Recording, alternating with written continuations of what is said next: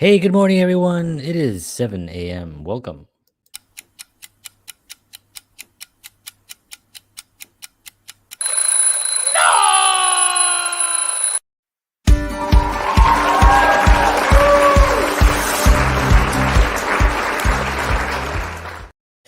Hey, good morning. Hello, hello. Hope everyone is having a nice morning out there. Had a good last night.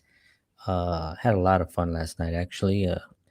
Premiered one of my new ventures, my new podcasts and show, Counterparts Podcast with my cousin George Batista, and had a lot of fun. Over an hour of Star Trek antics and actually a lot of life lessons. Also, we're doing this podcast where we are taking Star Trek, which is one of our favorite shows, and sort of like comparing it to where things are in the world at that point when that episode aired, and where things are today, and life in general.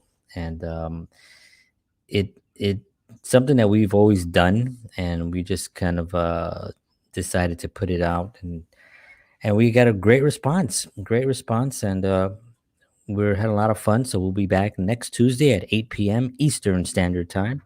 If anybody's interested in that, you can always visit our site, which is, did I put it in here? I did. Here it is right here.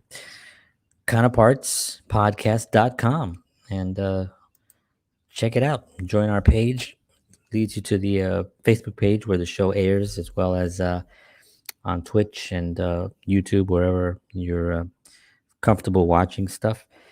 You can also listen to the podcast on Spotify and iTunes the following day on Wednesday in the mornings, usually Tuesday nights if I can get it up and fixed up and uploaded and all that good stuff. But definitely by Wednesday morning it'll be there, so you can listen to it on your drive to work. Um, as I hope you do listen to this one on your drive to work as well. um, how much JHS, how much John Henry Soto can someone take, right? It's like, give me a break, John. But this is what I do, is try to create content and try to entertain and try to make people uh, feel good during our stressful times that we're having. Um, but today was uh, was something that I've been thinking about a lot, and, or is something that I think about a lot, and it's about viewpoint and having. And I say the word viewpoint a million times whenever I'm speaking, because it is such an important thing, because it's such a personal thing, right? And a person's viewpoint um, is only important to them, right? It's only their thing. But a viewpoint can be shifted, a viewpoint can be erased, can be invalidated, can be validated, can be so many things, and you have to really find your own viewpoint. And that's one of the talks that I wanted to dive into today, was how influenced we are by others, where our viewpoints get shifted. And it's happened to me numerous times, where suddenly I was thinking like someone else because I heard them say something that at the time my foundation wasn't as solid as it needed to be. And when someone adds something to that, that shakes that foundation and it crumbles, I suddenly have to take on another viewpoint, or I have to go another direction, or come up with another way of being because of that. And it's it's not something that is easily handled for everyone. Some people can handle it very quickly. I'm better at it now than I was 20 years ago, 25 years ago. Um, but certainly even today, people sometimes say things, or I'll read something, or I'll watch a video, or and my viewpoint will kind of I'll start shifting a little bit about where certain areas of my life are going. But really, the main issue and the main thing that I'm going to talk about today, and it's actually one of the Way to Happiness book has actually something that relates to it, which I'll read in a minute. I'm not going to read the whole thing. I don't know how long this one is, but actually, I don't think it's that long. But yeah, it's not that long. But yeah, I'll talk about that one. And I think that the main uh, the main point of today is, how do you know that it's your viewpoint and not a viewpoint that someone had instilled in you, or something you heard that made you shift your viewpoint in a negative way, right? Because it works the other way too, right? You can actually have one viewpoint on something, and somebody says something, you think, oh wow, you know what, I think he's right, I think she's right, I think that we should, I think maybe I should do this, and that's a different viewpoint. And it actually provides you with a successful action. Now, that's the key element, and that's the key factor on this whole thing, is really the being able to spot the success, being able to see the improvement from time to time to time, right? Where you started here and now you're here. Well, how aware are you of that time that you spent on this thing, and how aware are you to see that it went better or went bad? Because that's a very important thing, right? It's being in the present time, being in that moment, to know that from one moment to the next, you're either getting better or you're getting worse. And you have to be aware enough and in present time enough to see that, and to be able to uh, compare the two, compare the time difference, and be able to feel the difference, right? It's also something that you feel, right? Do you feel like you're going in the right direction? Do you feel comfortable? Are you happy with the way it's going? If you're not, look at it again. See where you were to where you are. Are you closer to your goal, or are you further away? Are you happier with the progress that you're making towards your goal, or are you struggling in that area? And these are the kind of things that you have to go out and research, um, what direction and what other successful people are doing, depending on what it is that you're trying to achieve. Now, the chapter that I want to read here, or the precept that I want to remember, there's 21 precepts in the way to happiness, right? Which can barely see that, huh? It's a lot of light. A common sense guide to better living. It's the way to happiness booklet. It's got 21 precepts that are fantastic. Again, if anybody is interested in one of these, free of charge, just send me an email at johnhenrysoto@protonmail.com, and I will gladly mail one out to you free of charge. Just write in the title of the email, the way to happiness booklet. So this way I know that that's what it's regarding. Okay. So this one is called, the one that I feel that there's probably others that actually do fit into this talk today, but seek to live with the truth. Now there's something. And why is that important to, why am I bringing that one up in this talk here, right? And it's because a viewpoint, your viewpoint has to have some truth in it for it to be legitimate, right? Yeah, and if it doesn't, it may be your viewpoint, which is fine. But if you can't find some truth in it, or if you're struggling with it, um, then seek to live with the truth, and seek to live with the actual essence of what it is you're trying to achieve, what the goals are. So if you have a particular goal that you're trying to go after here, break down that goal into as many pieces as you possibly can, so you can look at it clearly. You can write it down on a piece of paper, as I always recommend for everyone to grab a piece of paper, grab a pen, and write down your goals, and then you break down how you're going to achieve those goals, right? Now, sometimes we have the idea, let's take a young musician who wants to be in a band, right?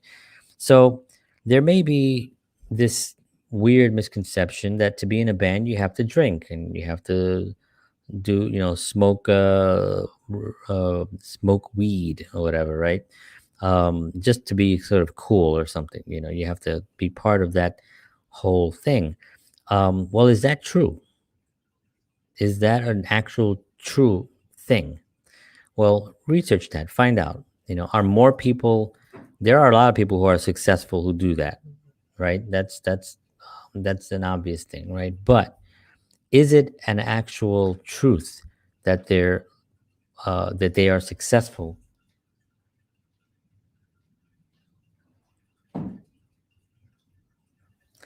Is it an actual truth that they are successful because of that? My son just woke up. I think he's trying to. But is that truth?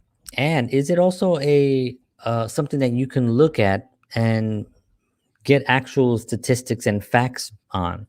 You know, like, okay, in order for me to be successful, I have to do drugs. In order for me to find romance or romantic person, I have to treat a woman this way. This is the way I have to treat a woman because this is what I saw this guy, and that's so if you start breaking down these things and start looking at it, no matter what your viewpoint is, you may think, well, I'm a Latino man. I'm the head of the household. I run things and I treat my woman like this, and just the way. I don't know why he would get that viewpoint, but this is what I'm using as an example, right? Um, and find out if that actually works. Now, generally, if it's a Latina woman that you're actually going after, there's a pretty good chance that you're going to get cut.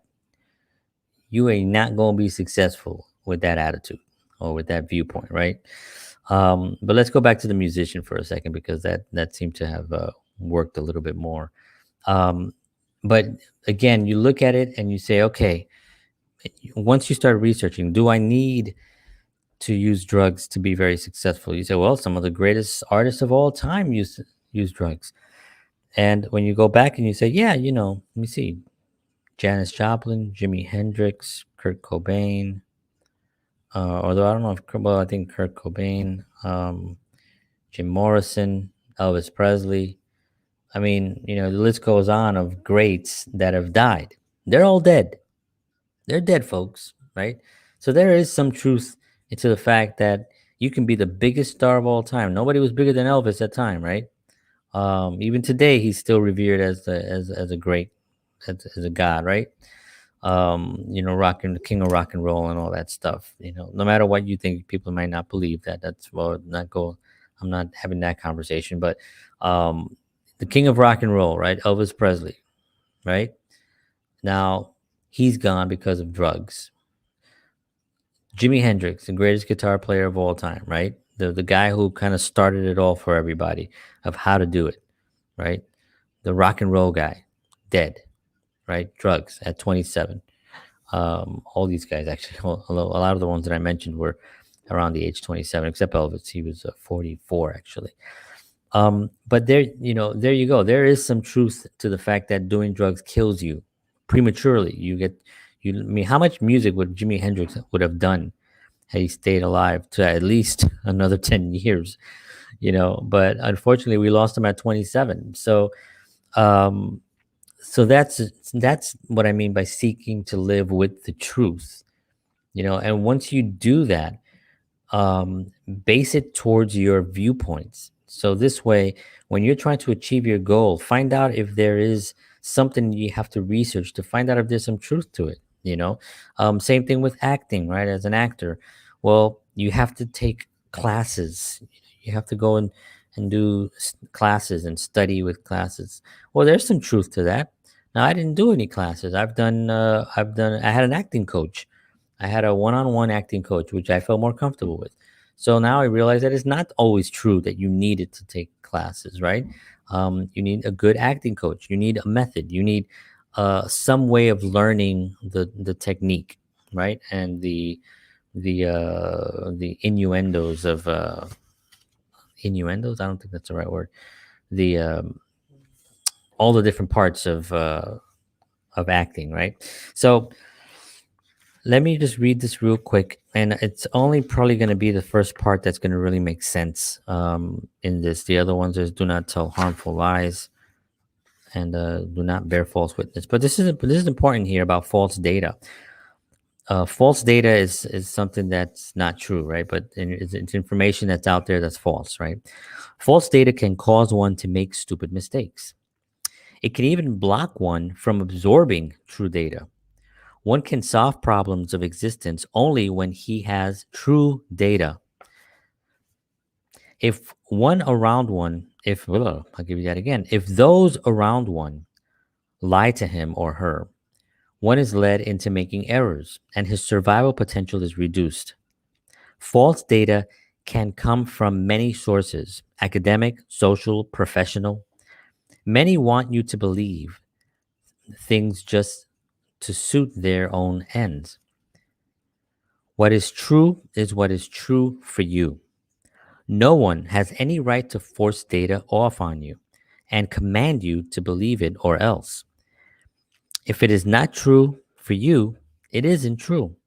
Think your own way through things. Accept what is true for you. Discard the rest. There is nothing unhappier than one who tries to live in chaos of lies, in a chaos of lies. So, certain points in there that really do fit into the to today's conversation is no one has the right? No one has any right to force data off on you and then command you to believe it. So that's how people are saying like, well, no, and you, come on, man, we're going out for drinks. You know, you got to drink. You got to drink with us, man. No, you got to get a drink with us. It's part of our ritual. It's what we do. You got to get a drink. I've been at bars where people have done that to me. You're in a bar, man. You got to get a drink. And I was like, no, I don't. I'm in a bar because you guys are in a bar. I wouldn't be in a bar if it had been for me. So I ain't going to have a drink. Now I drink occasionally. I'll have some wine or something, but I won't be forced to drink if I don't want to drink. And I knew like certain occasions I can't drink because I have to. I do my studies from my church, and you can't drink 24 hours beforehand because alcohol does kind of mess with your mind. It takes about 24 hours for it to leave the system, providing you don't drink all the time, right? That's coffee, by the way. Anyone on the podcast? I'm not drinking scotch in the morning. But so you don't have to be forced to do something that you don't want to do, especially if somebody's trying to make you think that it's a truth, right? Another part in here that says, if those around one lie to him or her, one is led into making errors and his survival potential is reduced.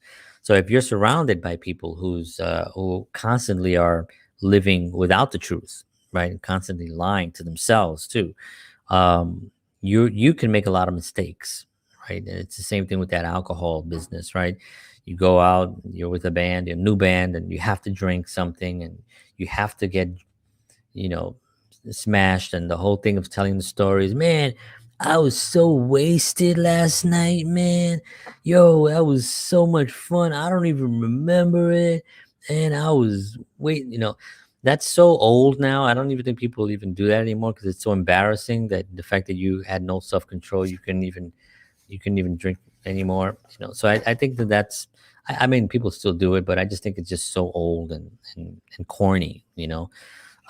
So that's another section. And then the last point that I'm going to make from this thing that I just read is what is true is what is true for you, right? And if it's true for you, it's true.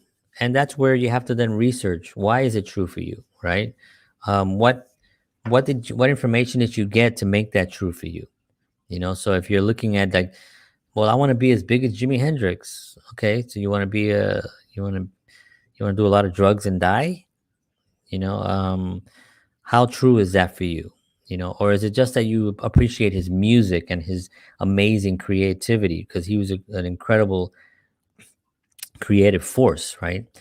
Um, he was such a creative force that, I mean, the guy died at 27, not recording that much music, and here we are today, still talking about his music, and but just think of how much he would have done, right?